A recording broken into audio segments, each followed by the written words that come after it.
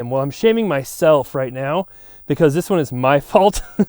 I put that lockbox on, and one of the main things you do when it's winter, especially when it's really cold, is you disconnect the hose from the hose bib, because that hose has water in it. It can freeze, literally freeze all the way up into the house. There we go. See? Ran out of water just like it's supposed to. So our main is, oh, look at that. Hey, it's Mark Ferguson with Invest for More, and we're outside a house flip we bought a little while ago, and we are in Colorado, where it is really cold right now. I think it's actually up to 7, which is the warmest it has been in a few days. And in this video, we're gonna walk around the house, but I wanna talk about things to do to protect your house from the cold when it gets really cold. As a homeowner or as an investor, there's a lot of things you should do and can do to help protect the house and save you money. So we'll talk about those things, some things I found on this house that are actually my fault, and we'll show you the property as well. Of course, check out investformore.com for much more information on our flips, rentals, being an agent, and all that good stuff. But let's take a look at the house right now. Here is the property that we just bought a couple weeks ago, and this was a networking deal. An agent who had sold one of our other flips told us about this property. We ended up buying it for $230,000. Should be worth around $330,000, maybe even a little more once we're done with it, and needs some work. But what we're really talking about here, because I did a video of this already showing the inside, is cold weather. And it was, yeah, -8 last night, maybe colder. It's been really cold this last week. I've mentioned before in some of my videos how Colorado often has really mild winters, and it has been really mild up until recently. We're really in a big cold stretch here. But what can you do to protect houses when it's really cold? And I talked about one of my contractors in a recent video about how I wasn't real happy about what he did, and some people complained about me shaming him. Well, I'm shaming myself right now because this one is my fault. I put that lockbox on, and one of the main things you do when it's winter, especially when it's really cold, is you disconnect the hose from the hose bib, because that hose has water in it. It can freeze, literally freeze all the way up into the house, break the pipe, and flood your house with a hose connected to it. So I left this on just for dramatic effect, but I will take that off before I leave here today. But I could blame my contractor, but it's my fault. I put that lockbox on, and like one of the first things we tell people is always disconnect the hose. Well, I didn't do it. So that's something to always do. Always disconnect your hoses. And we have found that before too in the winter, where, a hose, a contractor or somebody will use a hose for water, for paint or something like that, and then forget to disconnect it. And that is a really good way to cause a lot of damage. So I'm just gonna walk around the rest of the outside of the house and see if there are any other hose bibs or things we should be worried about. So, there's a hose bib right there. And you can see that one in between the chairs right there is disconnected, and it's even missing its faucet. So it doesn't work at all. And who knows, maybe it's missing its faucet because it broke already.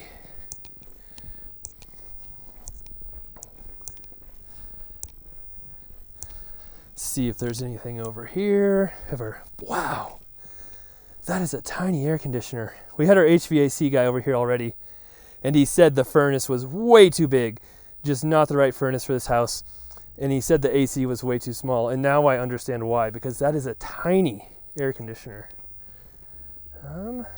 Just looking over here, don't see any more hose bibs. Very rarely are they on the side of the house, but so far so good. And one thing you notice too, the giant icicles, and what you notice with those, there's no gutters. This house has no gutters, so it's usually smart to have gutters on your house, because the number one way to cause damage to a house is water in the foundation, and the number one way to hurt your foundation is water intrusion. So you can see water just leaking off our roof right there, and this fascia, whatever, already rotting right there. And if you don't have the right slope right here next to the house, if it slopes into the house, which it kind of looks like it might, you get a big heavy rain, something like that, that water just pour off your roof right into the ground, and then drain into your foundation, which is a bad thing. Then it can leak into your foundation, degrade the foundation, really cause problems. So gutters are one really easy way to help protect your house and your foundation from problems in the future. But besides that, the hose bib and not having gutters outside looks fairly decent as far as being protected from the winter. All right, so we're gonna head into the house as I slide around on this tile floor. That is a slippery floor. All right, so the first thing to always check when you're an investor and you have vacant houses is the thermostat, right? Make sure it's working, the batteries aren't low. Here it is right here. And you can see it's on 71, which honestly is too high. We can turn that, or it's set at 70. We can turn that down. And it seems like a really minor thing, but just turning the heat down that much can literally save us hundreds of dollars over the time of owning this property. And if we're doing 20 flips a year, that adds up in the end. So any little money we can save here and there helps us out. But heat is on, no low battery light, so that's good. So making sure the heat is on is obviously one of the most important things. And then something else I always like to do, walk around the house, check all the doors, the windows, make sure they're not open, they're not cracked, they're, nothing's broken, nothing's leaking, because anywhere you have air leaving the house in great quantities is basically money flying out your window. And we've had houses before being worked on where the windows are wide open, the heat's on, the doors are open, and it's like, hey, sometimes we understand a little bit of fresh air is good, but you don't need fresh air 8 hours a day while the heat is just blasting. And you also don't want broken windows, just open panes of glass where the heat is escaping as well, because it is expensive to heat a vacant property. It's actually more expensive to heat a vacant property with no furniture, no people living in it, than a house where people are living in it, there's furniture, rugs, etc., because the people moving around living in the property actually help provide heat, and the furniture and different things in there help insulate a little bit and keep the heat there. So a vacant house is actually more expensive to heat than an occupied property. Oh, one thing, I'm just going to show you this too. One thing we always try and do for investors out there, if the house is vacant, we're not working on it, we don't want that. It's good the water works, but we don't want the water on. We want it off, because there's no reason to have it on if nobody's using it, and door's locked, glass isn't broken. Yeah, if you're not using the water, you don't need it on, because if there is something that goes wrong, if the heat stops working, your thermostat runs out of batteries, this garage door gets kicked in or something crazy and it's just cold air blowing in, well, your pipes can freeze. And if your pipes freeze, that's not good because frozen water in pipes, it will expand and can break the pipes. So if everything's still frozen, you can come in and fix the pipes. But when it thaws out and the water is still on, that means all that water is gushing out of your pipes into your basement or your upstairs and causing thousands and thousands and thousands of dollars in damage. So what we do is you come down to the basement where we're at, or if it's a crawl space, and you locate this guy right here, your main water line. So it can be in a number of different spots, usually on an outside wall, maybe it's by your water heater, your furnace, wherever, but this lever right here, turn that, our main water is now off. So if we try to turn that water on the faucet, which I'll try to remember to do to show you, it'll trickle out. The water will run for a little bit and then it'll be gone. There's no more water in the pipe. So if they do freeze, then you're not flooding the entire property. Something else, if you do have water on and it gets really, really cold like it is now, let it trickle, right? Just leave it running just a tiny little bit, and that helps keep the water running. It also helps prevent the pipes from freezing, because you don't want the pipes to freeze and thaw and flood everything, But in general, you don't want your pipes to freeze because it can be a major pain replacing and fixing all those pipes, because as you can see, that pipe runs into the ceiling and then it runs all the way over here to your bathroom and to your kitchen and to your bathroom upstairs, and you have to remove all that sheetrock, all that drywall, tear a bunch of stuff up, and it's gonna be major expense to replace those pipes. Preventative maintenance in thinking can go a long way to saving money. And then our furnace is right here. This is the giant furnace. We did check the filter the first time we looked in here and it wasn't too bad. I don't know if I replaced it though or not. But anyway, checking your filter, the furnace, making sure it's running right. Obviously super important, because if you do have your thermostat on and your furnace isn't working, you're still gonna have problems. You still, are gonna freeze the house if that's not working for an extended period of time.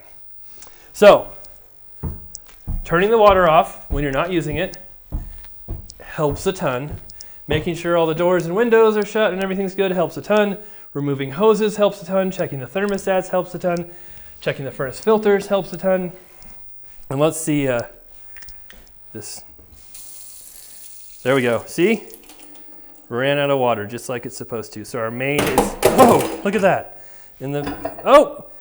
The handle broke off into the disposal just like it's supposed to as well. Perfect. Something else that we dealt with, love it when little things like that happen. I used to sell lots of foreclosures, lots of bank-owned properties.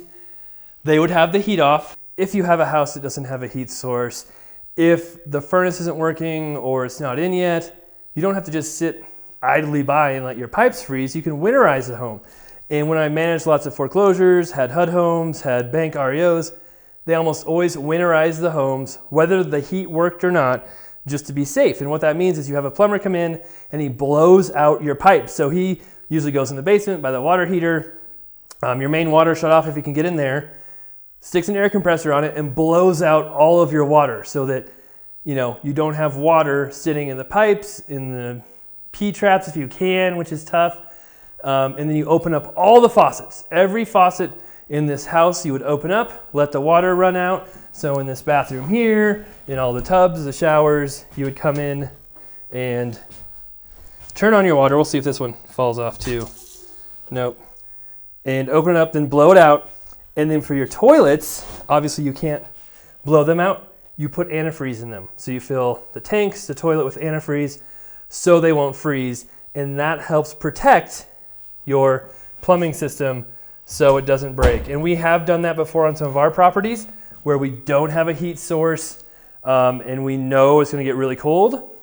We'll come in, winterize the property, and it's not 100%. There's always a chance you can miss something or the antifreeze isn't quite, thick enough, whatever. But it helps a lot with the pipes freezing. So there's lots of different options to help keep your house safe and not completely destroyed. And for homeowners too, same thing. If you're going on vacation, if you're leaving the house for new buyers, don't shut your heat off, right? Keep it on. We see that a lot where we walk into houses we just bought and the previous owners will think, oh, we're gonna help save them some money. We'll shut the heat off, or we don't wanna get charged on our account. We'll shut the heat off. Don't shut the heat off. You can just cause tens of thousands of dollars of damage just to save a few dollars here. And, my sister, who manages college rentals, we're used to a lot, she still manages some of her own, would have college kids all the time turn the heat off when they went home for Christmas break. They'd freeze the house, it'd flood.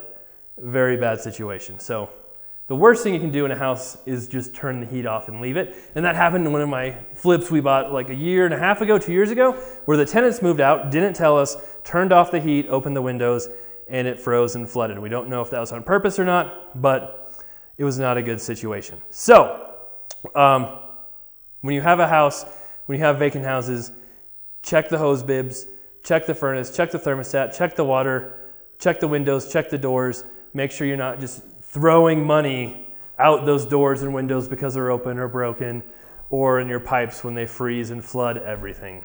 So a few things we do to try and keep things safe, in decent shape when it gets really, really cold outside. All right, thanks for watching. Really appreciate all the support, the comments, the thumbs up. Welcome new subscribers. If you have any suggestions for new videos, have any thoughts on this one, love to hear it. If you have any crazy stories about what's happened to you and it being super cold, love to hear those as well. All right, we'll be back with many more videos coming up here soon.